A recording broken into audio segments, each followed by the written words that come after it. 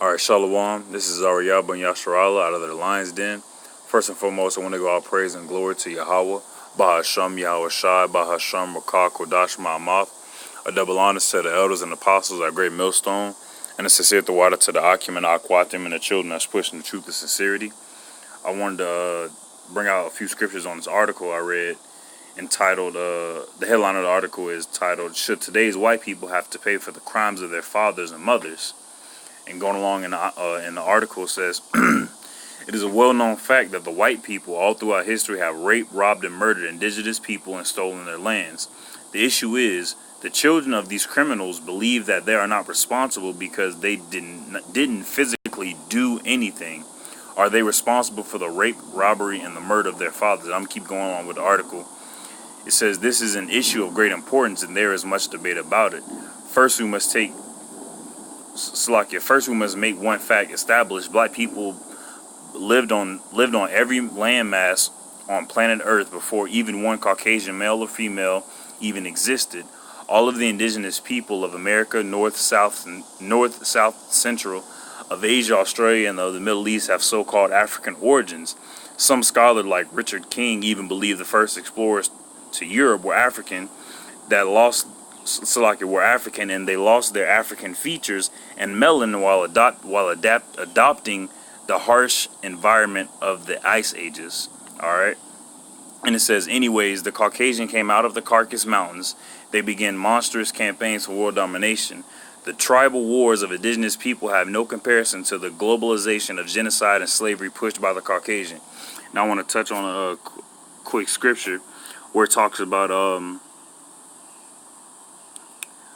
right where it says we're going up.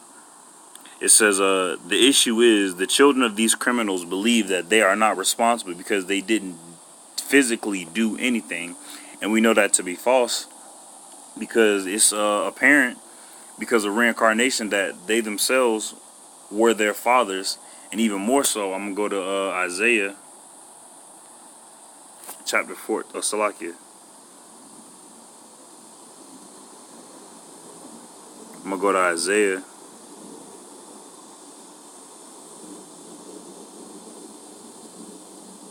chapter 14.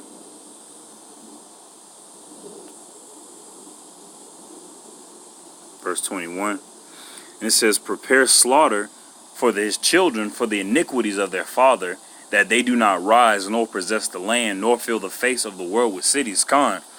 So this generation now, they didn't physically do anything to our ancestors, but at the same time they're living off the wealth and the productivity of our ancestors who was in slavery, and they're living off the wealth and productivity of the bloodshed and of the rape and robbery and the murder that their fathers and mothers committed, that their ancestors committed.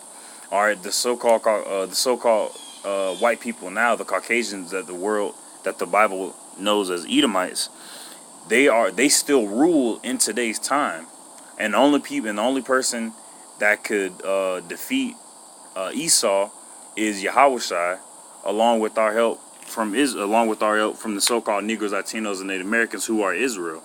All right, so justice will be paid righteously, though. All right, they will be put to justice. They will be brought to justice. And I'm gonna go along with the rest of the article.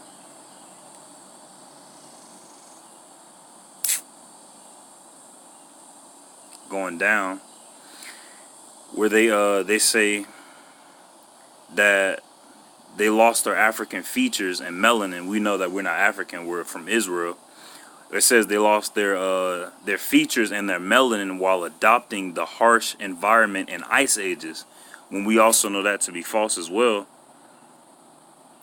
Because yeah, the Esau, they come from us, but at the same time they are not us. When you go to Genesis 25, I'm gonna start at 21. And it says, and Isaac entreated the Lord for his wife because she was barren, and the Lord entreated of him, and Rebekah his wife conceived. And the children struggled together within her, and she said, if it be so, why am I thus? And she went to inquire of the Lord.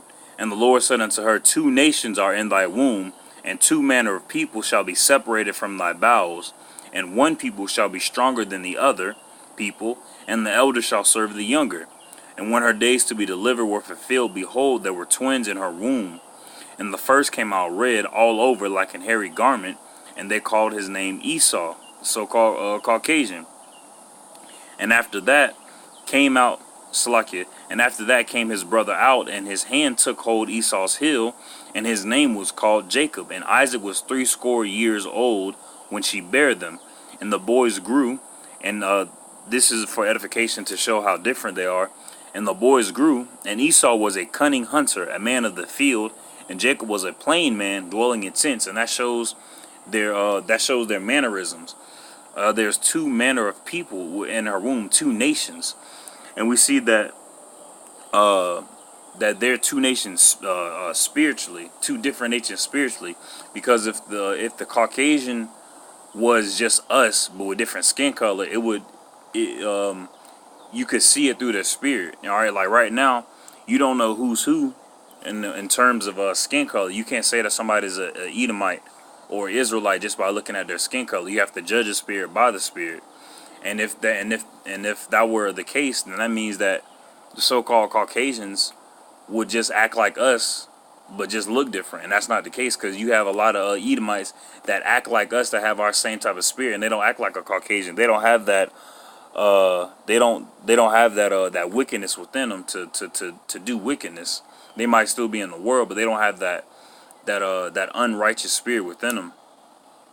And I just wanted to touch on that quick topic, touch on that article where it talks about should they pay, and not only will they pay, they will pay very, very soon, because this World War III is about to ramp up very, very soon. All right, and with that, I want to say shalom.